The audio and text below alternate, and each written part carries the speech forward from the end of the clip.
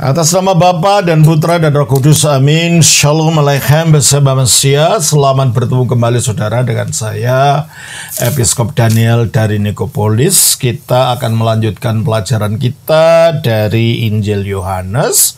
Sekarang kita sudah sampai pada chapter 80. Ya, kita akan belajar dari Injil Yohanes pasal 18 ayat 12 sampai dengan ayat 27. Maka pasukan prajurit serta perwiranya dan penjaga-penjaga yang disuruh orang Yahudi itu menangkap Yesus dan membelenggu dia. Lalu mereka membawanya mula-mula kepada Hanas, karena Hanas adalah mertua Kayafas yang pada tahun itu menjadi imam besar. Dan Kayafaslah yang telah menasihatkan orang-orang Yahudi, adalah lebih berguna jika satu orang mati untuk seluruh bangsa. Simon Petrus dan seorang murid lain mengikuti Yesus. Murid itu mengenal imam besar dan ia masuk bersama-sama dengan Yesus ke halaman istana imam besar. Tetapi Petrus tinggal di luar dekat pintu. Maka murid-murid lain tadi yang mengenal imam besar kembali keluar, bercakap-cakap dengan perempuan penjaga pintu, lalu membawa Petrus masuk. Maka kata hamba perempuan penjaga pintu kepada Petrus, "Bukankah engkau juga murid orang itu?" Jawab Petrus, "Bukan." Sementara itu hamba-hamba dan penjaga-penjaga bait Allah telah memasang api arang, sebab hawa dingin waktu itu, dan mereka berdiri berdiam di situ. Juga Petrus berdiri berdiam bersama-sama dengan mereka. Maka mulailah imam besar menanya Yesus tentang murid-muridnya dan tentang ajarannya. Jawab Yesus kepadanya, "Aku berbicara terus terang kepada dunia. Aku selalu mengajar di rumah-rumah ibadat dan di bait Allah, tempat semua orang Yahudi berkumpul. Aku tidak pernah berbicara sembunyi-sembunyi. Mengapakah engkau menanyai aku? Tanyalah mereka yang telah mendengar apa yang kukatakan kepada mereka. Sungguh, mereka tahu apa yang telah kukatakan." Ketika ia mengatakan hal itu, seorang penjaga yang berdiri di situ menampar mukanya sambil berkata, "Begitukah jawabmu kepada imam besar?"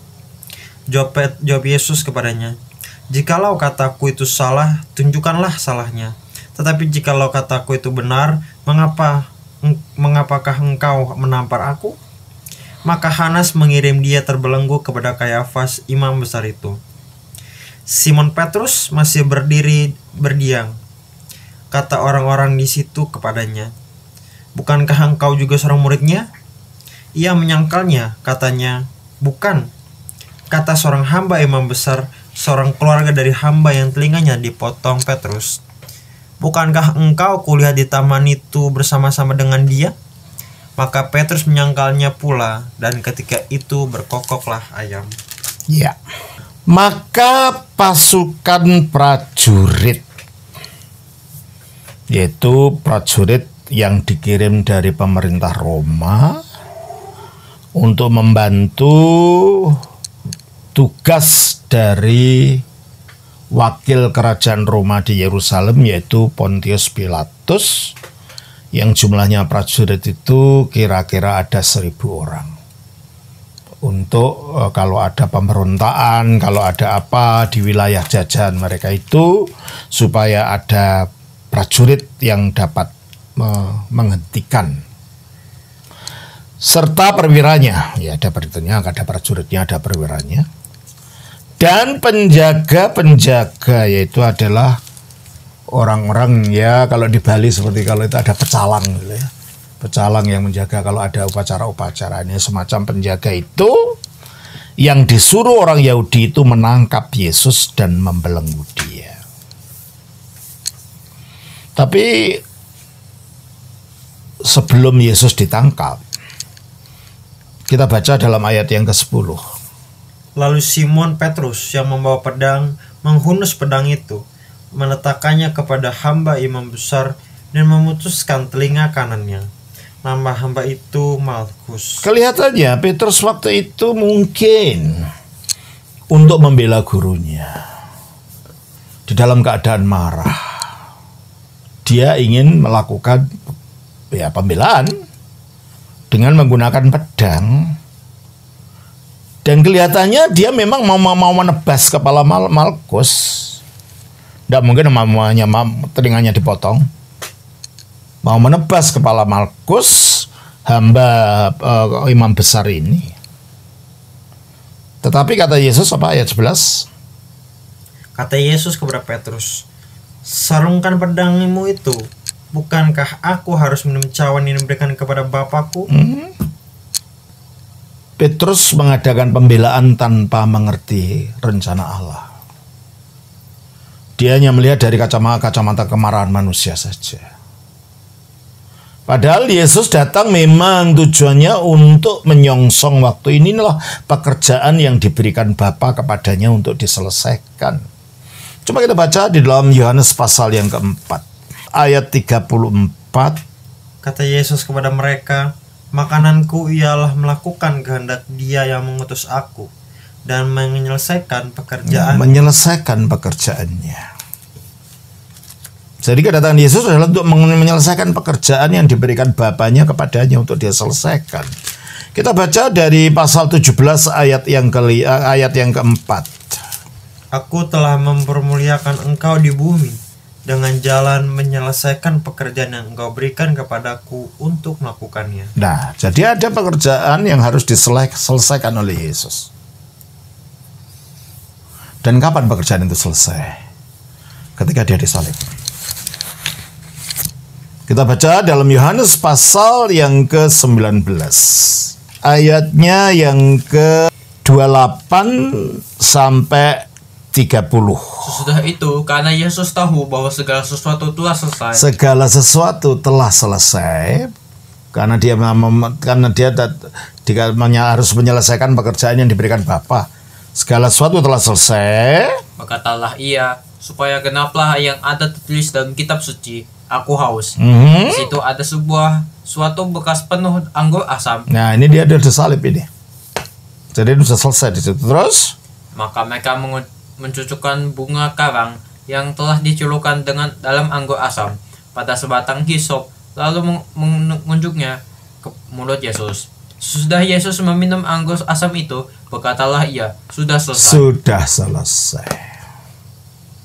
Jadi selesai karya penebusannya di dunia itu selesai ketika dia disalibkan, nanti dikuburkan lalu bangkit naik ke surga. Itulah selesai. Terus? Lalu ia menundukkan kepalanya dan menyerahkan nyawanya. Ya. Makanya karena memang tujuannya selesainya itu adalah kalau dia mati disalibkan nanti bangkit. Maka ketika Petrus mau menghalangi orang-orang ini untuk tidak menangkap gurunya dengan jalan mau membunuh mereka dengan pedangnya, Yesus mencegah. Kalau itu kamu lakukan, maka pekerjaanku tidak akan selesai, terhalang apa yang kamu lakukan ini. Kamu nggak tahu apa yang kamu lakukan itu. Itu justru malah menghalangi karya yang harus aku selesaikan. Makanya 11 mengatakan, kata Yesus kepada Petrus, sarungkan pedangmu itu. Bukankah aku harus minum cawan yang diberikan Bapa kepadaku? Nah, cawan ini adalah cawan penderitaan. Memang aku harus menerima penderitaan itu. Kenapa aku harus kamu bela? Kamu tidak usah menjadi pembelaku. Aku memang harus menerima semua ini. Ya, dia tidak takut. Jadi apa yang dilakukan Petrus itu adalah salah. Karena akhirnya menghalangi karyanya Yesus. Dan cawan di dalam perjanjian lama itu dikaitkan dengan penderitaan dan khususnya penghakiman, yaitu cawan dari murka Allah. Coba kita baca dari Mazmur pasal 75 ayat 8. Tetapi Allah adalah hakim, direndahkannya yang satu dan ditinggikannya yang lain. Terus? Sebab sebuah piala ada di tangan ya itu. Piala ini, piala pengumpahan atau cawan itu, ya toh? Kita baca juga di dalam Yesaya 51 ayat 17. Terjagalah, bangunlah hai Yerusalem, hai engkau yang telah meminum dari tangan Tuhan. Isi piala kehangatan murkanya. Piala murka. Jadi Yesus harus meminum cawan tuh. Murka Allah akan dosa yang dia akan kalahkan. Maka dia rela meminum cawan itu. Maka jangan kamu halangi Petrus. Itu bukan bagian dari rencana Bapakku. Aku datang untuk memang harus meminum piala ini. Oleh karena itu, di dalam ayat yang ke-21, maka pasukan prajurit serta perwiranya dan penjaga-penjaga yang disuruh orang Yahudi itu menangkap Yesus dan membelenggu dia. Jadi tidak mungkinlah yang disalib itu orang lain, Yudas Iskariot. Seandainya betul Yudas Iskariot ditangkap, tidak mungkin akan mengatakan begitu pada Petrus. Jangan sarungkan itu. Dia akan teriak-teriak, Petrus tolong, tolong. Aku bukan orangnya, kan gitu. Ternyata enggak. Jadi memang cerita bahwa Yudas yang disalib itu cerita bohong, itu hoax. Tidak ada kenyataan dalam sejarah. Ya. Ayat yang ke-13 dari Yohanes 18. Lalu mereka membawanya mula-mula kepada Hanas, karena Hanas adalah mertua Kayafas yang pada tahun itu menjadi imam besar. Oke. Jadi Kayafas, coba kita baca dari Yohanes pasal 11 ayatnya yang ke-49. Tetapi seorang di antara mereka, yaitu Kayafas, imam besar pada tahun itu. Nah, yang benar mana? Hanas kah? Kayafas kah yang menjadi imam besar? Hanas memegang jabatan sebagai imam agung dari tahun 6 sampai 15 Masehi, ketika Kaisar Valerius Gratus, pendahulunya Pontius Pilatus, menyingkirkan dia dari jabatannya.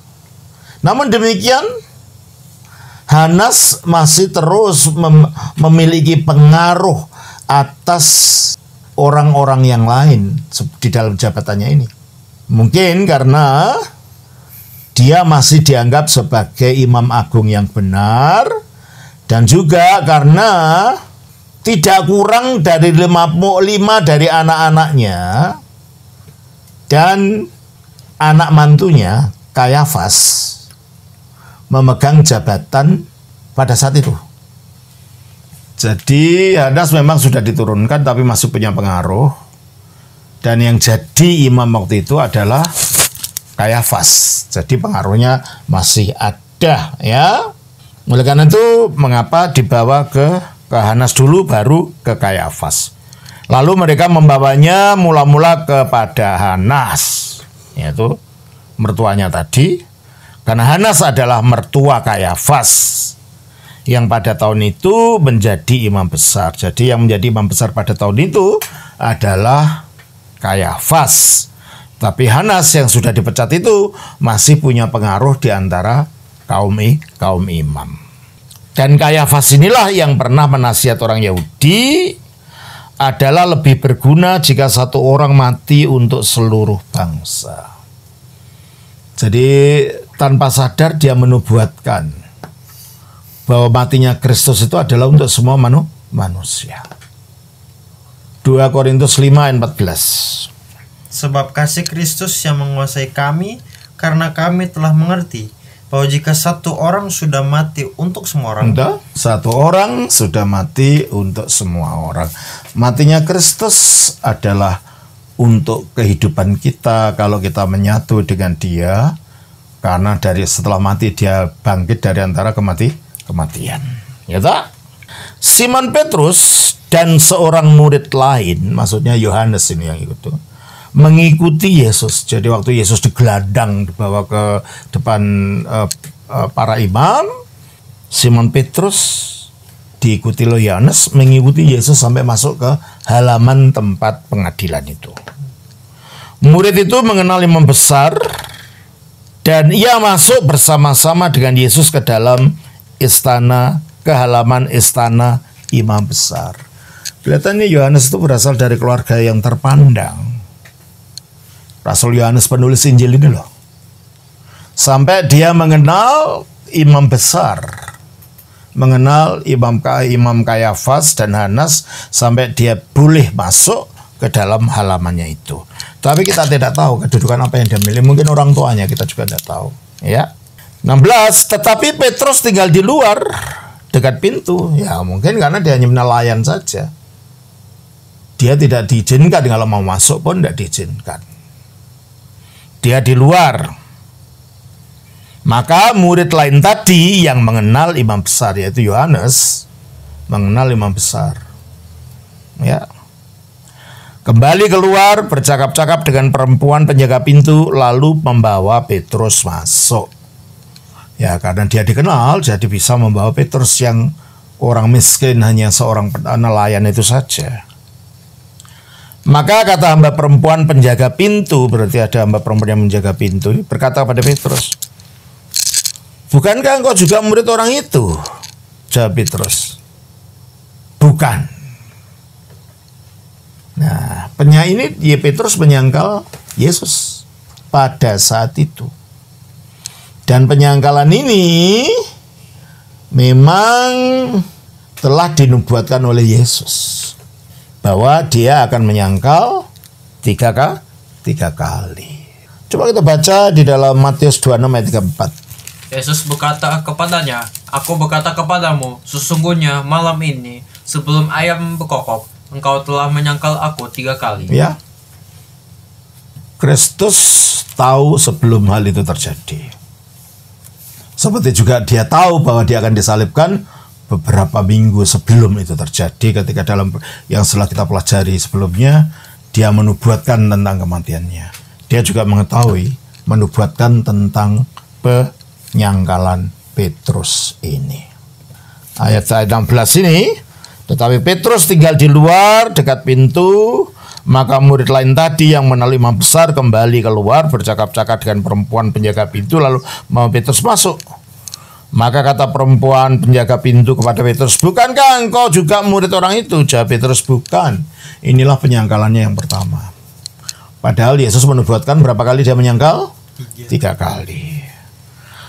Sementara itu, hamba-hamba dan penjaga-penjaga bait Allah telah memasang api arang sebab hawa dingin waktu itu, dan mereka berdiri berdiam di situ. Juga Petrus berdiri berdiam bersama-sama dengan mereka. Mungkin hawanya hawa musim dingin, sehingga kedinginan malam-malam mereka harus berdiam gitu ya. Maka mulailah imam besar menyanyi Yesus tentang murid-muridnya dan tentang ajarannya. Inti daripada yang menjadi perhatian mereka yang ditanyakan pada Yesus adalah pernyataan Yesus bahwa dia adalah anak Allah. Coba kita baca pasal 19 ayat 7. Jawab orang-orang Yahudi itu kepadanya, "Kami mempunyai hukum, dan menurut hukum itu ia harus mati, sebab ia menganggap dirinya sebagai anak Allah." Ini. Jadi yang membuat kemarahan orang Yahudi karena Yesus menyatakan dirinya anak Allah, dan mungkin kelihatannya dia ditanya sekitar pengakuan dirinya sebagai anak Allah itu. Tetapi di dalam mendengarkan kesaksian secara formal atau menanyai seorang tertuduh secara itu mungkin tidak sah. Mengapa? Sebab suatu kasus harus diselesaikan dengan kesaksian beberapa orang saksi-saksi. Ini kan tidak ada saksinya. Tetapi kalau ini merupakan interogasi yang tidak formal di hadapan imam agung yang telah pensiun itu, dan bukan di hadapan Sanhedrin. Sanhedrin itu mahkamah agama ya. Barangkali Anas, mertuanya Kayafas tadi, barangkali mengira bahwa dia sebagai seorang imam agung yang telah pensiun tidak terikat pada aturan semacam itu. Tetapi Yesus tahu bahwa itu tidak sah kalau menurut hukum. Oleh karena itu, dia menuntut supaya ada saksi. Coba ayat yang ke-28. dan 21. Jawab Yesus kepadanya, "Aku berbicara terus terang kepada dunia. Aku selalu mengajar di rumah-rumah ibadat dan di bait Allah, tempat semua orang Yahudi berkumpul. Aku tidak pernah berbicara sembunyi-sembunyi. Mengapakah engkau menanya aku? Tanyailah mereka yang telah mendengar apa yang kukatakan kepada mereka. Sungguh mereka tahu apa yang telah kukatakan." Iya toh, dia tidak bercerita yang nggak mengajar yang enggak. Tanyai mereka, panggil mereka jadi saksi. Sebab menanyai semacam ini dalam hukum, dalam sidang pengadilan tidak sah, maka Yesus menuntut tanyai mereka, panggil mereka. Tapi sebenarnya mereka udah tahu, mereka memang tidak senang aja. Ayat 22. Ketika ia mengatakan hal itu, seorang penjaga yang berdiri di situ menampar mukanya sambil berkata, Ya. Terus? "Begitukah jawabmu kepada imam besar?" Ya, disangka Yesus menghina imam besar. Tapi sebenarnya yang salah bukan Yesus dong. Karena dia melakukan pengadilan secara tidak sah, secara hukum. Jadi intinya apa? Yesus hanya minta supaya ada pengadilan yang adil. Sementara musuh-musuhnya ini telah memutuskan keputusan atas Yesus. Ayat 23, jawab Yesus kepadanya, "Jikalau kataku itu salah, tunjukkan salahnya. Tetapi kalau kataku itu benar, mengapa engkau menampar aku?" Kamu tidak adil, kamu tidak benar. Dia hanya menuntut tindakan yang adil dari pihak lawan-lawannya ini. Tapi dia sudah tahu bahwa lawannya sudah memutuskan. Dia nggak mau dengar apa-apa. Pokoknya Yesus harus ditangkap dan harus dibunuh. Gitu ya. Ayat yang ke-24. Maka Hanas mengirim dia terbelenggu kepada Kayafas, imam besar itu. Ya, Hanas imam besar yang pensiun, mertuanya.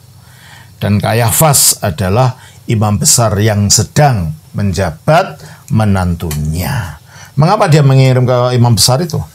Anas mengetahui bahwa ini tidak akan pergi kemana-mana apa yang dilakukan ini. Dengan Yesus menuntut pengadilan yang adil, dia sudah memutuskan Yesus harus dihukum. Jadi nggak akan kemana-mana itu nanti. Oleh karena itu dia mengirim Yesus ke Kayafas. Sebab jikalau Yesus dibawa di hadapan Pilatus untuk dihukum, tuduhan yang sah harus dibawa oleh Imam Agung yang sekarang sedang menjabat. Harus ada tuduhan yang sah. Mereka tidak punya tuduhan apa-apa, tidak ada salahnya kok. Gitu? Dalam kapasitasnya sebagai ketua dari Sanhedrin. Ya, dia nggak berani membawa Pilatus karena tidak ada tuduhan yang sah. Ayat 25. Simon Petrus masih berdiri berdiam. Kata orang-orang di situ kepadanya, "Bukankah engkau juga seorang muridnya?" Ia menyangkalnya, katanya, "Bukan," kata seorang hamba imam besar, seorang keluarga dari hamba yang telinganya dipotong Petrus. "Bukankah engkau kulihat di taman itu bersama dengan dia?" Disinilah yang merupakan penggenapan daripada nubuat Yesus bahwa Petrus akan menyangkal dia 3 kali. Oleh karena dalam ayat 27 dikatakan, apa katanya? Maka Petrus menyangkalnya pula, dan ketika itu berkokoklah ayam. Ya toh? Jadi bagian ini membicarakan tentang pengadilan Yesus. Ini nanti dari ayat 28 yang kita bicarakan nanti minggu depan di hadapan Pilatus. Meskipun Pilatus kelihatannya agak ragu-ragu melakukan itu. Dia ingin mempertanyakan apa makna kerajaan yang dimaksud oleh Yesus. Jadi ini pengadilan Yesus di hadapan imam-imam. Dan nanti minggu depan kita lanjutkan bacaan kita mulai dari ayat yang ke-28, pengadilan Yesus di hadapan Pilatus. Kalau di Indonesia itu mungkin ya, ini orang diadili di depan MUI gitu. Karena itu memang majelis agamanya orang Yahudi. Tapi bukan MUI, MUY, Majelis Ulama Yahudi.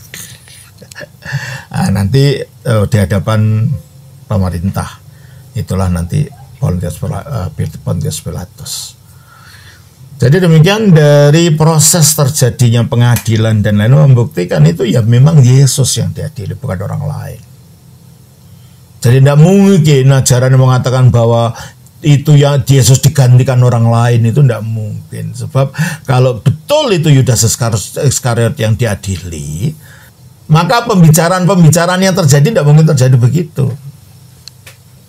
Lagi pula, kalau betul Yudas Iskariot yang disalibkan, sebelum disalibkan Yudas Iskariot itu sudah bunuh diri, menggantung diri dan mati. Bagaimana orang yang mati menggantikan Yesus untuk disalibkan? Dia sudah mati lebih dahulu. Jadi memang yang disalibkan Yesus, bukan orang lain. Kisah bahwa yang disalibkan orang lain menggantikan Yesus itu hoax dan dusta, tidak punya landasan. Saya kira demikian saudara yang dapat saya sampaikan. Tuhan berkati. Shalom. Salam Bapa, Putra, Roh Kudus. Amin.